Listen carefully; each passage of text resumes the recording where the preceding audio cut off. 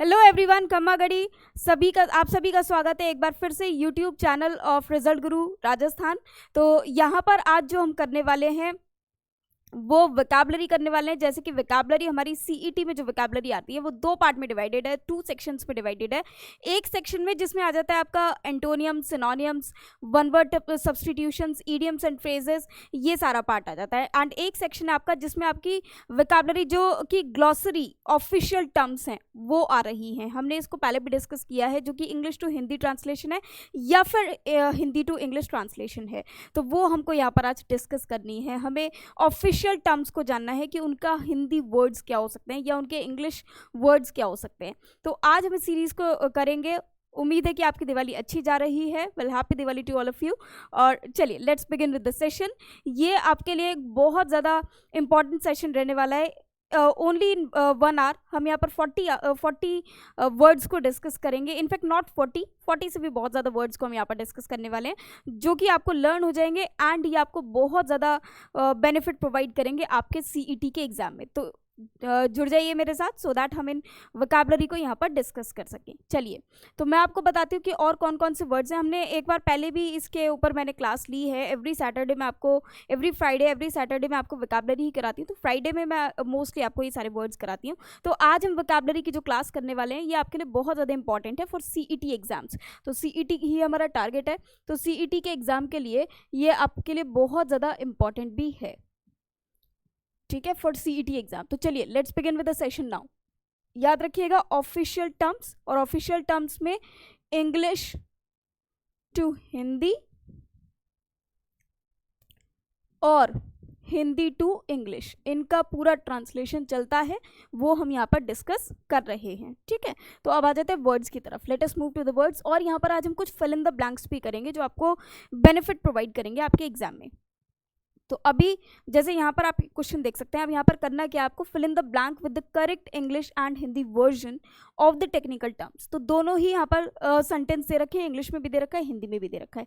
तो आपको उसका जो करेक्ट वर्ड है वो फाइंड आउट करना है, जो आप इसमें फिल कर सकते हैं। इससे क्या होगा कि आपको एक इंग्लिश हिंदी वर्ड भी लर्न हो जाएगा। तो जैसे यहाँ पर क्वेश्चन आया, the officer fail to provide an. अब यहाँ पर एक चीज़ याद रखिएगा, एन लिखा हुआ है, मतलब हमको ये तो पता लग रहा है कि इसके बाद वाला जो वर्ड होगा that should be a vowel, है ना। वो एक वाल होना चाहिए, वाल इन द सेंस कि AEIOU होना चाहिए, या फिर जो वॉल साउंडिंग वर्ड्स हैं वो होने चाहिए, जो कि आपके स्वर पे आधारित हैं। फिर अधिकारी समय पर डैश प्रमाण पत्र नहीं दे पाए। अब कौन सा प्रमाण पत्र, कौन सा सर्टिफिकेट नहीं दे पाए, तो वो कौन सा हो जाएगा। अब देखो, अगर मैं अबेटमेंट की बात करूँ तो वो हो जाता है दुष्प्रेरण, तो ये तो कोई पत्र इस तरह का होता नहीं है। एबनॉर्मल डिमांड, तो एबनॉर्मल डिमांड का भी कोई पत्र नहीं होता है। अब अबॉलिशमेंट, उन्मूलन, तो क्योंकि ऑफिसर को देना है तो वो अपना सर्टिफिकेट नहीं दे पाए तो वो किसी को अबॉलिश करने का पत्र थोड़ी ना देंगे। जो टाइम पर नहीं दे पाए वो कौन सा हो जाएगा, अबेटमेंट। तो abatement will be the correct answer, जिसका मीनिंग होता है कटौती। तो ये हमारा करेक्ट आंसर हो जाएगा। मैं यहाँ पर व्हाइट पेन ले लेती हूँ। तो this will be the correct answer. तो हमारा आंसर क्या हो जाएगा दोस्तों, D will be the correct answer. ठीक है, डी हमारा करेक्ट आंसर हो जाएगा। अबेटमेंट मतलब कटौती पत्र, तो वो कटौती पत्र को नहीं दे पाए, तो ये हमारा करेक्ट आंसर है। नेक्स्ट क्वेश्चन पे आ जाते हैं। Fill in the blank with the correct English and Hindi version of the technical. देखते हैं क्या है। The chairman was forced to dash his post. Force किया गया उनको पोस्ट को। अब पोस्ट को फोर्स किया गया मतलब उस पर्सन को हो सकता है उस पोस्ट को छोड़ने के लिए, जैसे अगर मैं इसमें समझ पा रही हूँ तो कुछ छोड़ने से रिलेटेड होना चाहिए। तो अब उसमें क्या करता है, अगवा तो नहीं करेगा किसी को, है ना। एबडक्ट मतलब किडनैप तो नहीं करेंगे। अबाइड, क्षण नहीं। अबेटमेंट, दुष्प्रेरण, तो ये भी नहीं है। फोर्स तो इस तरह से कुछ किया ही नहीं जा सकता। तो यहाँ पर जो साफ साफ हमें नजर आ रहा है वर्ड वो क्या है, एब्डिकेट। तो उन्होंने उनको त्यागना मतलब छोड़ने के लिए उनको फोर्स किया गया कि अपने पोस्ट को आप छोड़ दो, एब्डिकेट कर दो, मतलब छोड़ दो, इसको अपनी जॉब को छोड़ दो। तो यहाँ पर जो करेक्ट आंसर हो जाएगा again that will be D. तो D will be the correct answer. D हमारा करेक्ट आंसर हो जाएगा। ठीक है, नेक्स्ट क्वेश्चन की तरफ बढ़ते हैं। We have to do 40 questions in one shot. Okay, now अब इसमें क्या है क्वेश्चन, निर्माता ने अपने नए उत्पादन के लिए, the manufacturer has asked for an dash for its new product. ठीक है, तो मांगा है, क्या मांगा है, अब देख लेते हैं यहाँ पर आंसर क्या होना चाहिए हमारा। तो देखो, निर्माता ने मांगा है, तो निर्माता क्या मांगेगा, निर्माता ऑब्वियसली एक प्रॉफिट चाह सकता है, इंक्रीज चाह सकता है, या प्राइस चाहेगा, या डिमांड चाहेगा। तो इसका जो हमारा करेक्ट आंसर हो जाएगा दैट विल बी देखो, निर्माता कौन होता है? जो मैन्युफैक्चरर है, मतलब जो प्रोडक्ट को बना रहा है। अब प्रोडक्ट कोई डायरेक्ट सेल तो वो नहीं कर रहा है, मैन्युफैक्चरर तो पहले रिटेलर को देता है, तो वो क्या करता है, अपने उसके करेक्ट क्या मांगेगा, सबसे पहले वो उसके लिए प्राइस मांगेगा। तो यहाँ पर जो आपका करेक्ट आंसर हो जाएगा that will be abnormal price, तो C will be the correct answer here. तो असामान्य मूल्य, तो यहाँ पर सी हो जाएगा, C will be the correct answer.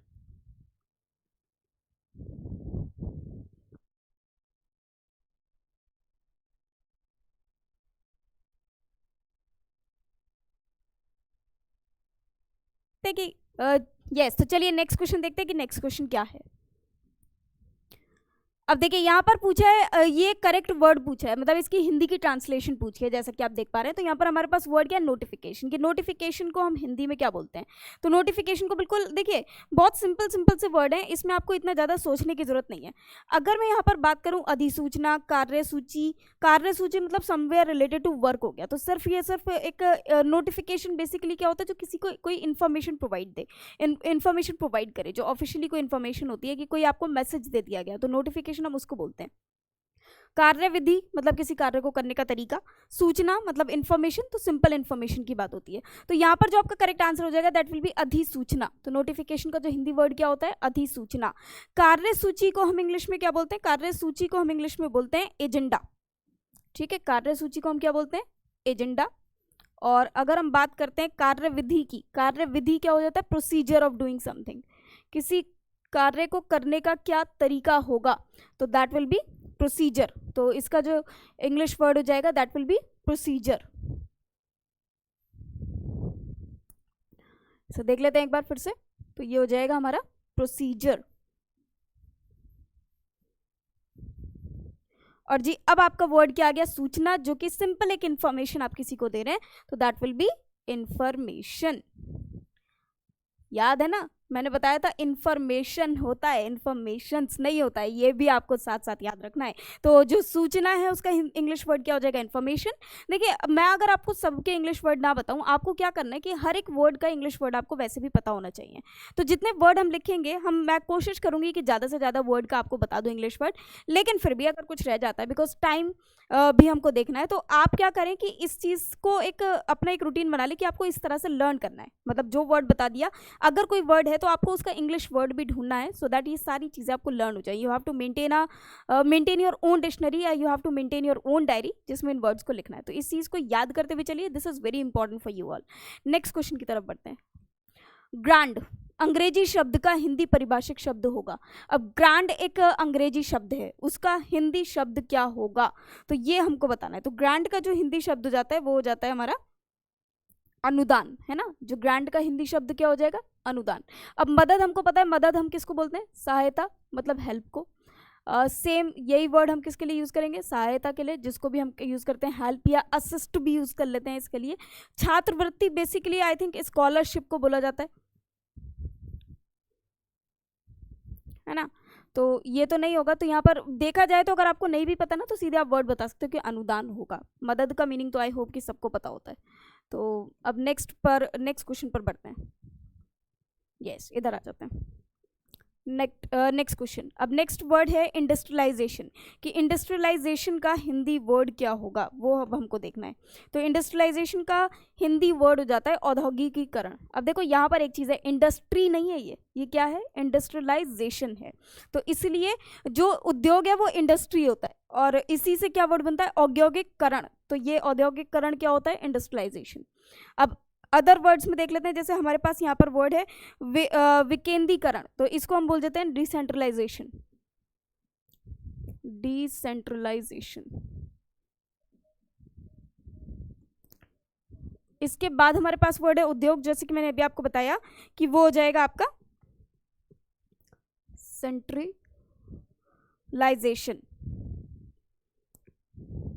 Yes.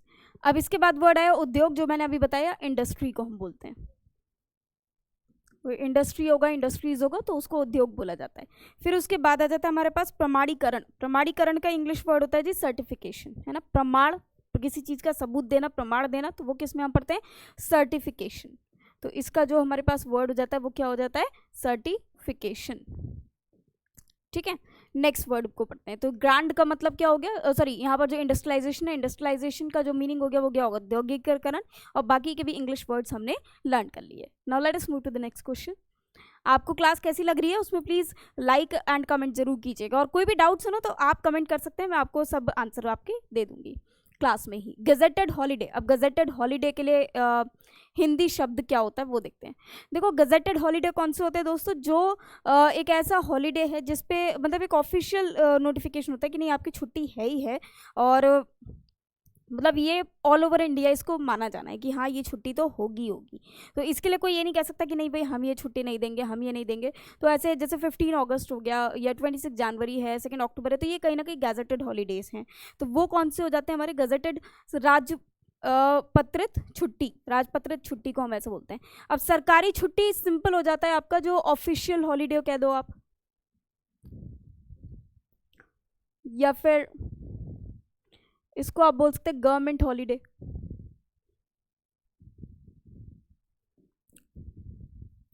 है ना। उसके बाद आपका आ जाता है गैर सरकारी, तो नॉन ऑफिशियल बोल सकते हैं आप इसे, नॉन ऑफिशियल हॉलीडे, या फिर इसे प्राइवेट भी बोल सकते हैं आप, या फिर प्राइवेट बोल सकते हैं आप, प्राइवेट हॉलीडे होते हैं, या फिर नॉन ऑफिशियल हॉलीडेज होते हैं, या फिर आप इसे बोल सकते हैं नॉन गवर्नमेंट हॉलीडे हो सकते हैं। तो ये उनकी बात होती है, मतलब जो सरकार की तरफ से ना हो। सरकार ने कुछ अगर जैसे कभी कभी बीच में सरकार ने अनाउंस कर दिया कि भाई आज भारत बंद रहेगा, या आज इसकी इस चीज़ की छुट्टी मनाई जाएगी, या इस चीज़ की छुट्टी मनाई जाएगी, तो वो क्या होती है, सरकारी छुट्टियाँ होती हैं। फिर आ जाता है प्रशासनिक, तो प्रशासनिक हम अच्छी तरह से जानते हैं, इसके लिए वर्ड यूज़ करा जाता है एडमिनिस्ट्रेटिव। तो एडमिनिस्ट्रेटिव जो छुट्टी होती है,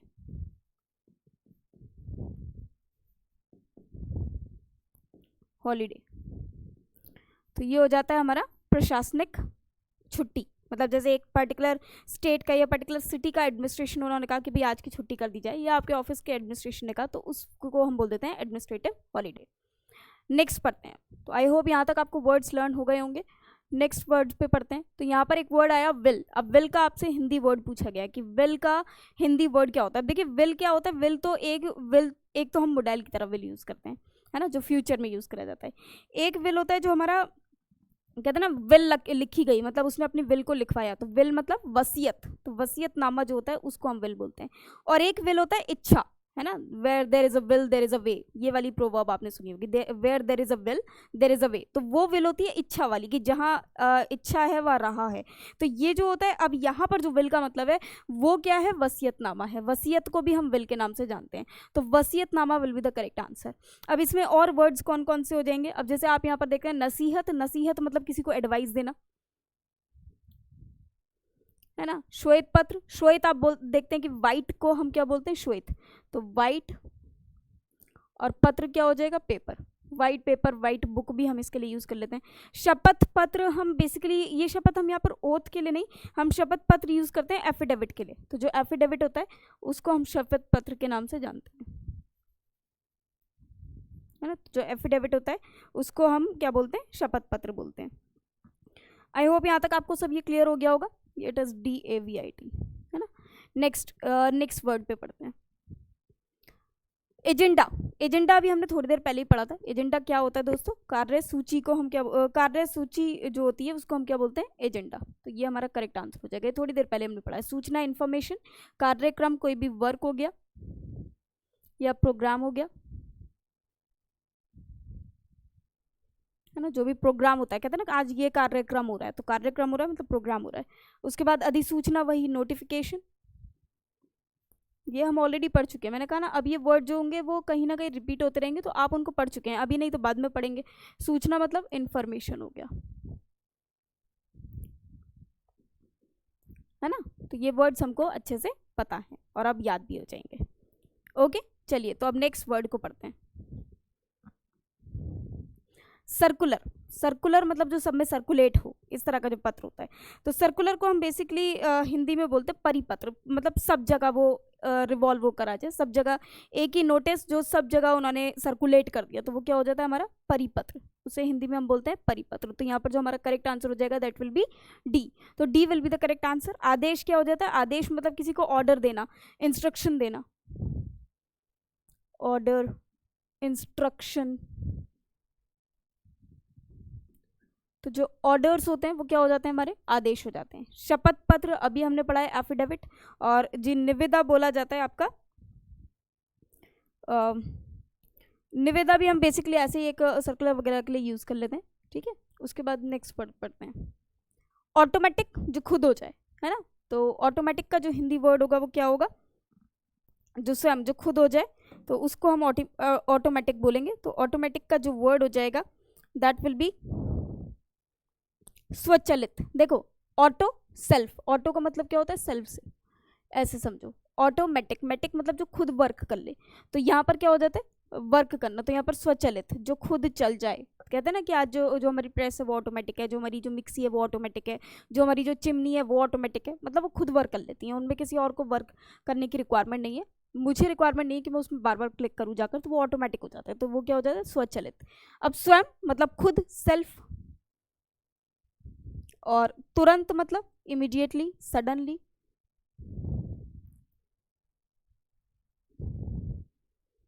या इमीडिएटली।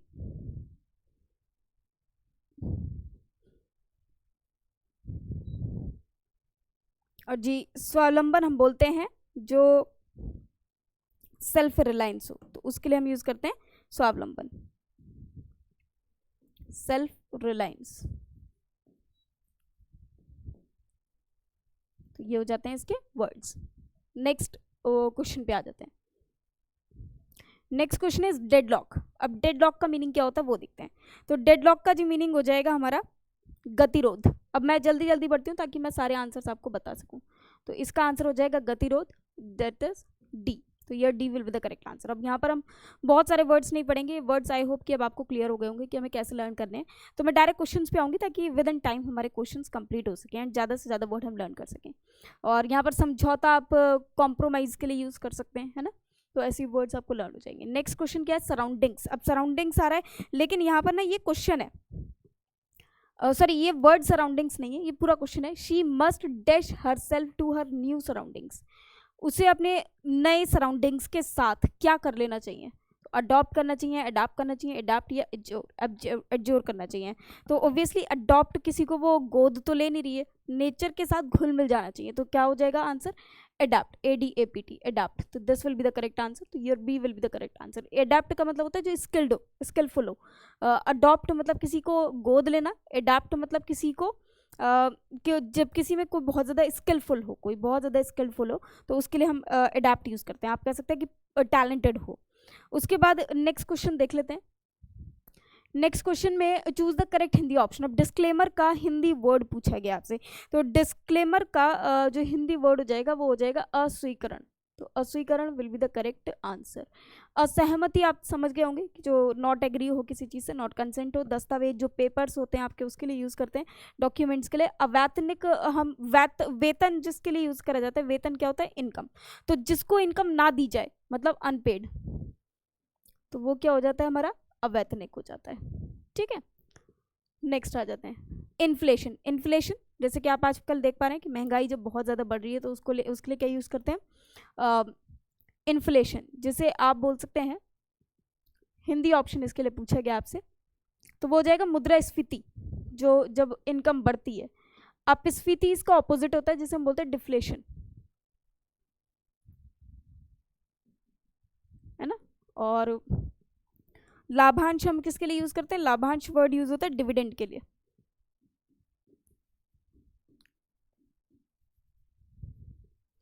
और उगाही यूज करा जाता है आपका कोई भी चीज का जो कलेक्शन होता है। जब आप किसी चीज को कलेक्ट करते हैं, जैसे पैसे वगैरह कलेक्ट करे हैं, या फिर जो जब जैसे सेल्स होती है तो सेल्स के बाद जो आपके पास पैसे आते हैं, तो दैट इज कॉल्ड कलेक्शन। तो वो हो जाता है आपका कलेक्शन।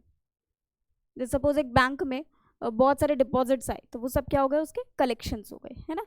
तो वो लिखा जाता है। नेक्स्ट वर्ड पढ़ते हैं, एफिडेविट। अब एफिडेविट का हिंदी वर्ड आपसे पूछा गया, ये तो अभी हमने थोड़ी देर पहले ही करा है। तो एफिडेविट का जो हिंदी वर्ड क्या हो जाएगा, शपथ पत्र, है ना। तो C will be the correct answer. Again अगर हम देखें, इट इज सी, है ना, C will be the correct answer.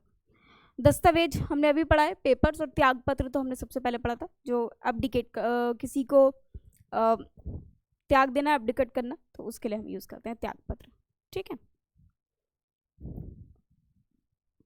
Next word पढ़ते हैं, विदेशी व्यापार। अब विदेशी व्यापार क्या है, देखिए ये जो चीज़ें हैं ये आई थिंक इकोनॉमिक्स में भी आपसे मैं डिस्कस करती हैं, बाकी मैं क्लास में एक बार ये आपको पूरा का पूरा डिस्कस कर लूँगी आपसे बाद में, बट अभी इसके लिए हम जान लेते हैं कि है क्या। तो विदेशी व्यापार मतलब विदेश में जाने वाला, तो ये क्या हो जाता है, विदेश क्या हो गया, फॉरेन, तो फॉरेन से वर्ड आया फॉरेन ट्रेड, तो इसका जो करेक्ट आंसर हो जाएगा दैट विल बी डी, तो D will be the correct answer.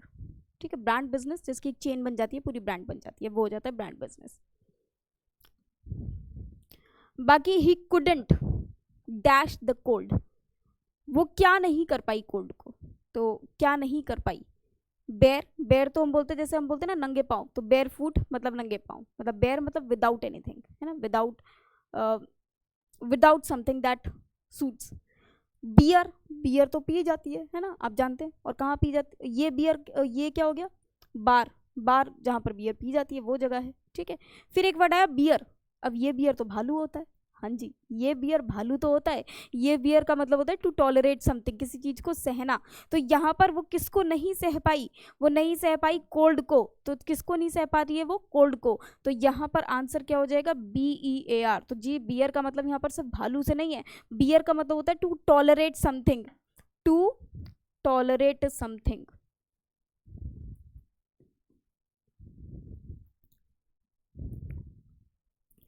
कहते हैं ना I can't bear separation from you, तो बेयर, बेयर का मतलब किसी चीज़ को टॉलरेट करना, सहना, तो यहाँ पर जो करेक्ट वर्ड हो जाएगा हमारा that will be bear, BEAR, bear, it will be bear. ठीक है, अब नेक्स्ट पढ़ते हैं, the generally dash the time table every year, अब वो जनरली क्या करते हैं, टाइम टेबल को क्या करते हैं, अब टाइम टेबल को या तो वो वही रखते होंगे या फिर उसको चेंज करते होंगे, तो आइए देखते हैं यहाँ पर वर्ड कौन से हैं, ऑल्टर, एलिटर, ऑल्टर, हॉल्टर। ऑल्टर वर्ड हम जानते हैं, ऑल्टर वर्ड मतलब किसी चीज़ को चेंज करना, तो यही इसका क्या हो जाएगा, करेक्ट आंसर हो जाएगा।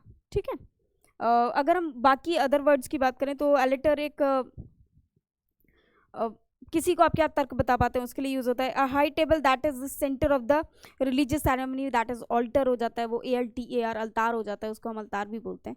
तो ये सारे वर्ड्स हैं। हॉल्टर बेसिकली एक लेदर की स्ट्रैप होती है जो हॉर्स के लिए यूज करी जाती है, तो हमारा जो यहाँ पर करेक्ट आंसर होगा दैट इज ऑल्टर, ऑल्टर का मतलब टू चेंज समथिंग, है ना, तो ऑल्टर यूज करेंगे। वैसे बेसिकली ऑल्टर का जो मीनिंग होता है वो अदर होता है ना, तो ये जो वर्ड है वो क्या हो जाएगा, altar. The captain dash the final charge in the battle, तो कैप्टन ने फाइनल चार्ज क्या किया बैटल में, तो उसके लिए अब क्वेश्चन आया, तो इन्होंने क्या किया, यहाँ पर ऑप्शन है लेड, लेड, लेड, लाइड। ग्रामर की क्लास में अच्छा ठीक है, अभी मैं वर्ब आपको पढ़ाऊंगी, वहाँ पर इस चीज़ को फिर से एक्सप्लेन करूंगी। ये जो लाइड होता है ये झूठ बोलने के लिए भी यूज़ होता है, लेटने के लिए जो यूज़ होता है वो आपका कि कोई चीज़ अगर किसी पोजीशन में लेकर आनी है तो उसके लिए लेड यूज हो जाता है, जैसे ही laid the foundation of this airport, तो लेड मतलब बिछाना, ये एस्टेब्लिश करना, नींव रखना, उसके लिए यूज होता है। लेड, आप लेड पेंसिल एक मेटल की तरह भी यूज करते हैं, और जो मतलब एक एलिमेंट भी है, और अगर लेड की बात करें तो लेड लीड के लिए भी यूज हो जाता है कि भाई ये चीज़ लीड कर रही है, तो ये फर्स्ट फॉर्म होगा। यहाँ जो सेकंड फॉर्म होगा वो क्या होगा, लेड, LED लेड, तो this will be the correct answer, यहाँ पर ए हमारा करेक्ट आंसर हो जाएगा। ठीक, यस, नेक्स्ट पढ़ते हैं, next question, the dash of the new medication was loss of apatite, अब क्या चीज था, the dash of the new, अब देखो यहाँ पर जो पूछा गया है तो द के बाद अगर कोई इस तरह से वर्ड आता है तो उसमें हम क्या फिल करते हैं दोस्तों, नाउन फिल करते हैं। ठीक है, यहाँ पर वर्ब तो आएगा नहीं, यहाँ पर क्या आना चाहिए, नाउन आना चाहिए। अब अगर मैं यहाँ वर्ड देखूँ तो एक वर्ड है इफेक्ट, एक वर्ड है इफेक्ट, तो या तो ऐसे आ सकता था द इफेक्ट वॉज, अब वॉज के बाद यहाँ क्या आ रहा है, ऑफ आ रहा है, तो यहाँ पर तो मतलब नाउन की ही मुझे रिक्वायरमेंट है, वर्ब की रिक्वायरमेंट नहीं है। अब जब नाउन की रिक्वायरमेंट है तो मैं क्या यूज़ करूँगी, अब देखो ये जो इफेक्ट होता है और इफेक्ट होता है, मैंने आपको ये बात पहले भी बताई है जब नाउन का चैप्टर हमने करा था, देयर आई टोल्ड यू कि अगर मैं बात करूँ इफेक्ट की, तो इफेक्ट का मतलब होता है असर, जो कि एक नाउन है, और AFFECT इफेक्ट मतलब असर करना, तो ये एक वर्ब है, और मुझे यहाँ पर किसकी रिक्वायरमेंट है, नाउन की, तो मेरा जो आंसर हो जाएगा वो दोस्तों क्या हो जाएगा, इफेक्ट हो जाएगा। The effect of the new medication was loss of appetite, तो यहाँ B will be the correct answer, because I need a noun over here.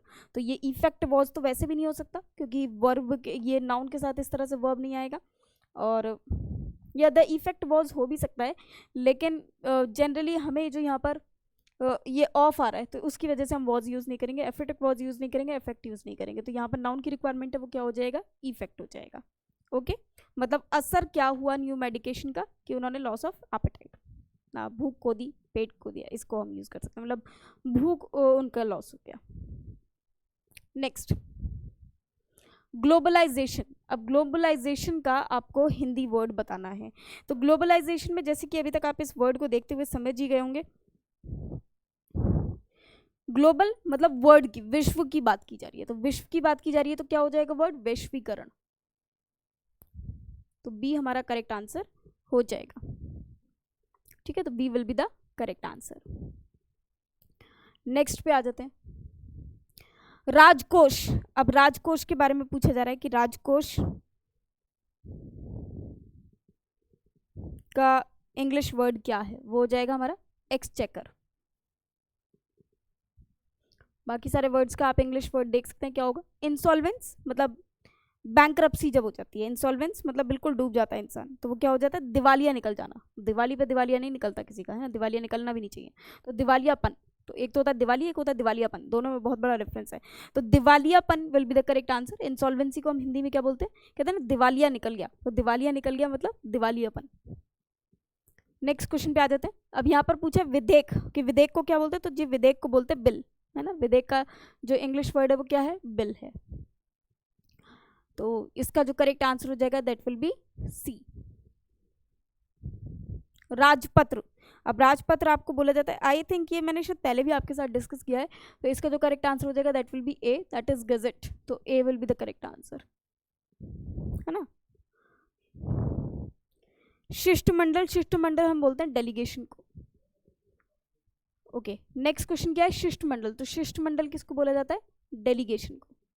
तो ये D will be the correct answer. अब ये मैं थोड़ा सा यहाँ पर स्पीडी में चलूंगी ताकि आपका जो वर्ड्स है वो फिनिश हो सके, एंड थोड़ी सी मेहनत तो भैया आप लोग भी करो। ये जितने भी वर्ड्स हैं इनको इंग्लिश में लर्न करो, इन्हें इंग्लिश में सीखो कि क्या होते हैं ये। और बाकी मैं आपको क्लास में ऐसे वोकैबुलरी जब कराऊंगी तो कराती रहूँगी भैया साथ साथ, है ना। अभी नहीं तो तब ये वर्ड टकरा जाएंगे हमसे। डेली रजिस्टर, डेली मतलब दैनिक, जो कि रोज की बात हो रही है। तो जब रोज की बात हो रही है तो क्या हो जाएगा, दैनिक रजिस्टर। दो रोज की बात हो रही है। हाजिरी पत्र, हाजिरी जिसमें आपकी अटेंडेंस लगती है, तो अटेंडेंस रजिस्टर की बात की जाती है ना। रजिस्टर तो सिंपल रजिस्टर हो गया। उसके बाद अध्यक्ष। अब अध्यक्ष कौन होते हैं, तो जी अध्यक्ष होते हैं हमारे प्रिंसिपल, नहीं, अध्यक्ष होते हैं हमारे प्रेसिडेंट, और प्रिंसिपल तो हमारे प्रधानाचार्य जी होते हैं। तो ये प्रेसिडेंट हमारा बी करेक्ट आंसर हो जाएगा, है ना। तो B will be the correct answer. उसके बाद आ जाता है नेक्स्ट, प्रशासन। वी नो वेल प्रशासन कौन है, एडमिनिस्ट्रेशन। तो ये चार ऑप्शन है, ए बी सी डी। तो यहाँ पर जो करेक्ट आंसर है वो क्या है, एडमिनिस्ट्रेशन, तो दैट इज बी। तो year B will be the correct answer, B हमारा करेक्ट आंसर हो जाएगा। नेक्स्ट क्वेश्चन पे आ जाते हैं, ह्यूमन राइट्स। ह्यूमन मतलब मानव, मनुष्य, इंसान, और राइट्स मतलब अधिकार, किसी का जो अधिकार है। तो यहाँ पर बिल्कुल ठीक सा जो क्वेश्चन है वो क्या हो गया, मानव अधिकार। तो यहाँ पर आंसर क्या हो जाएगा, मानव अधिकार। तो B will be the correct answer, ठीक है। उसके बाद आ जाते हैं माइक्रो प्लानिंग पे। तो माइक्रो प्लानिंग क्या है, तो माइक्रो प्लानिंग का जी हिंदी वर्ड हो जाता है, माइक्रो कहते हैं बहुत छोटा सा, जो माइक्रो आपने माइक्रो इकोनॉमिक्स में भी वर्ड पढ़ा होगा कभी। तो सूक्ष्म योजना, ये इसका करेक्ट आंसर होगा सी। तो C will be the correct answer. Next question पे आ जाते हैं। अब देखिए इसमें क्या करना है आपको, यहाँ पर थोड़ा सा आपको पैटर्न चेंज मिलेगा। तो इसमें क्या है, choose the correct set of English translation. आपको इंग्लिश ट्रांसलेशन देनी है, मतलब अभी तक तो हमने एक एक वर्ड पढ़ा था, यहाँ पर तीन तीन वर्ड्स हैं। अब उन तीनों का आपको इंग्लिश वर्ड बताना है कि क्या होगा। एक ही ऑप्शन में तीनों वर्ड होने चाहिए, है ना। तो आपके पास है मुद्रास्फीति, वेतन वृद्धि, प्रतिलेखन। मुद्रास्फीति तो अभी हमने पढ़ा था, इन्फ्लेशन होता है। तो अब देख लो इनमें से इन्फ्लेशन कौन कौन से ऑप्शन में, इसमें है सेकंड में, और तो किसी में इन्फ्लेशन दिख ही नहीं रहा है। तो हमारे लिए जी और भी इजी हो गया, जब और किसी में इन्फ्लेशन है ही नहीं, हमें पता है मुद्रास्फीति को इन्फ्लेशन कहते ही हैं। तो जी हमारा आंसर क्या हो जाएगा, बी। मुझे तो और आगे पढ़ने की जरूरत ही नहीं पड़ी। और इनकम बढ़ना, वेतन वृद्धि मतलब इंक्रीमेंट लग जाना, और प्रतिलेखन मतलब ट्रांसक्रिप्शन। तो यहाँ पर बी हमारा क्या हो जाएगा, करेक्ट आंसर। तो देखिए अगर आपको एक ही वर्ड का मीनिंग भी पता हो तो आप उसे इजीली कर सकते हैं। बस एक वर्ड जो होगा ना वो आपको कम से कम अच्छे से पता होना चाहिए। तो इस तरह के क्वेश्चन में आपको ये फ़ायदा मिल जाता है जिससे आपके क्वेश्चन जल्दी हो जाते हैं। बिकॉज हमको यहाँ पर नॉलेज तो मैटर करती है, लेकिन नॉलेज से ज़्यादा यहाँ पर मैटर करता है टाइम का मैनेजमेंट। आपको कम से कम टाइम में ज़्यादा से ज़्यादा नंबर ऑफ क्वेश्चन करने हैं, और वो आप जब भी कर पाएंगे when you do smart work, not the hard work. Hard work तो ज़रूरी है, बट हार्ड वर्क के साथ साथ स्मार्ट वर्क करना ज़रूरी है। तो यहाँ पर स्मार्ट वर्क भी आपको करना है। नेक्स्ट क्वेश्चन पे आ जाते हैं। अनुसूचित, अभिमानी, अपवित्र। तो इसका जल्दी से मुझे बता दीजिए इसके लिए क्या एक इंग्लिश वर्ड होना चाहिए। अब अपवित्र है तो ऑब्वियसली उसमें प्योर तो आ नहीं सकता, ये प्योर भी नहीं आ सकता, बायर। ये तीनों अगर हम देखें तो सेम वर्ड है, मतलब पवित्र। तो जी ये तो हो नहीं सकते। अब स्मार्ट वर्क पे जाना है तो वर्ड क्या बनना चाहिए, प्रोफेन। तो जी हमारा आंसर क्या हो जाएगा, डी, क्योंकि ये तीनों तो हो ही नहीं सकते जब इन तीनों में तो पवित्र लिखा हुआ है, वो तो अपवित्र पूछ रहा है। तो जी हमारा आंसर क्या हो जाएगा, D will be the correct answer. यहाँ पर हमारा डी करेक्ट आंसर हो जाएगा। नेक्स्ट क्वेश्चन पे आ जाते हैं। उचित, हानि, बंधन। हानि किसको बोलते हैं, लॉस को, है ना। उचित जो बिल्कुल अप्रोप्रिएट हो। तो यहाँ पर अगर हम देखें तो हानि के लिए, अब देखो सेकंड वर्ड है हानि, क्या हानि बॉन्ड के लिए यूज करा जा सकता है, नहीं जी। गवर्नमेंट के लिए यूज करा जाता है, नहीं जी। नेसेसरी, नहीं जी। तो बचा क्या, डैमेज। डैमेज बिल्कुल लॉस के लिए यूज करा जाता है। अब तो ये हो जाएगा उचित, अप्रोप्रिएट, हानि, डैमेज, और बंधन, बॉन्ड। और ये देखिएगा सीरियल वाइज ही लिखा हो, मतलब अगर जो सेकंड वर्ड है तो वो सेकंड वर्ड ही होना चाहिए उसका मीनिंग। ऐसा ना हो कि बॉन्ड यहाँ पर लिखा है तो, और बॉन्ड सपोज ये लिखा है तो आप ये कह दो कि भाई बंधन का तो मीनिंग आ रहा है इसमें, तो ये तो होना चाहिए, नहीं चाहिए, ऐसा नहीं चलेगा, है ना। तो ये आपको ध्यान रखना है।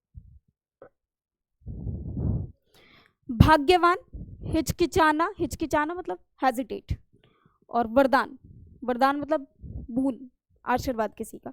तो अब इसके लिए कौन सा वर्ड यूज होगा, आई थिंक ये मैंने शायद आपको थोड़े से इसमें से थोड़े बहुत वर्ड इसमें से थोड़े फैमिलियर हैं जो हमने क्लास में पहले भी करे हैं। तो ये आ जाता है फॉर्चुनेट, हेजिडेंट एंड ब्लेसिंग। तो ये B will be the correct answer.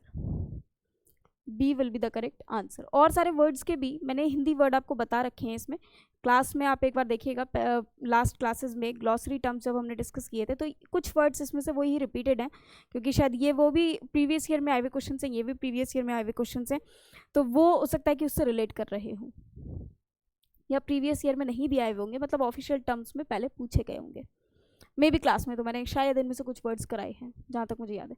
परित्याग, मसौदा और मानदे। अब इसका जो मीनिंग होगा वो क्या होगा इन वर्ड्स का, तो वो भी देख लेते हैं एक बार। तो एक तो हो रहा है वर्ड परित्याग, और मसौदा हम बोलते हैं ड्राफ्ट को, तो ये हो जाएगा आपका अबंडनमेंट,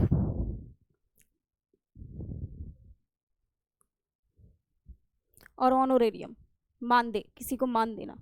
तो ये हो जाएगा हमारा B will be the correct answer. उत्सुक मतलब ईगर होना किसी चीज के लिए। सत्य मतलब ट्रुथ, और योग्यता मतलब किसी का जो कैपेबिलिटी है, क्षमता है किसी की, वो आ जाता है। तो ये वर्ड इसके लिए जो मोस्ट सूटेबल वर्ड्स हैं वो क्या हैं, ये हो जाएंगे आपके आर्डेंट, बोनाफाइड। सत्य के लिए हम ट्रू भी यूज कर सकते हैं, ट्रुथ भी यूज कर सकते हैं। बोनाफाइड मतलब बिल्कुल एक सही मैनर में, तो ऑफिशियल टर्म में बोनाफाइड बोला जाएगा। योग्यता, कैलिबर। तो सी हमारा will be the correct answer. Next question पे आ जाते हैं। नेक्स्ट क्वेश्चन है रिवाज। रिवाज किसको बोलते हैं, कोई भी रिचुअल हो, कस्टम हो, उसके लिए यूज करते हैं। कष्ट, जो कोई भी दुख होता है, पेन होता है। पहुंच, किसी की अप्रोच है। तो ये जो वर्ड है आप देख रहे हैं, कस्टम, हार्डशिप एंड अप्रोच, ये this will be the correct answer. तो year B will be the correct answer. Next word गुलामी, दिखावा, उचित। गुलामी मतलब किसी के अंडर में आना। Well this is the last question of today session. तो ये लास्ट क्वेश्चन है आज के सेशन का, इसको हम पढ़ते हैं। तो हमारे पास यहाँ पर वर्ड क्या आ गया, गुलामी। गुलामी मतलब किसी के अंडर में किसी का स्लेव बनकर काम करना, तो वो वर्ड आ रहा है स्लेवरी से। दिखावा, दिखावा कहते हैं मतलब बहुत ज़्यादा जैसे शो ऑफ करना, तो उसके लिए हम वर्ड यूज़ कर लेते हैं शो ऑफ या पॉम्पस। तो पॉम्पस वर्ड भी आ रहा है। एप्ट मतलब जो अप्रोप्रिएट हो, तो उसके लिए यूज़ कर लेते हैं। तो यहाँ जो करेक्ट आंसर हो जाएगा दैट विल बी डी। तो your D will be the correct answer. तो हमारे यहाँ पर D will be the correct answer. तो आई होप कि आज आपको बहुत सारे वर्ड्स लर्न हुए होंगे। जो कि आपको आपके एग्ज़ाम में बहुत ज़्यादा हेल्प आउट करेंगे। एंड आज ये करने के बाद आपको तरीका पता लग गया होगा कि आपको किस तरह से वर्ड्स को लर्न करना है। तो I hope this will be very helpful to you for CET exam. ऐसे ही बने रहिए मेरे साथ हर शाम 5 बजे सिर्फ राजस्थान रिजल्ट गुरु पे। Well, I am Aditi Rastogi signing off from this class. Thank you very much.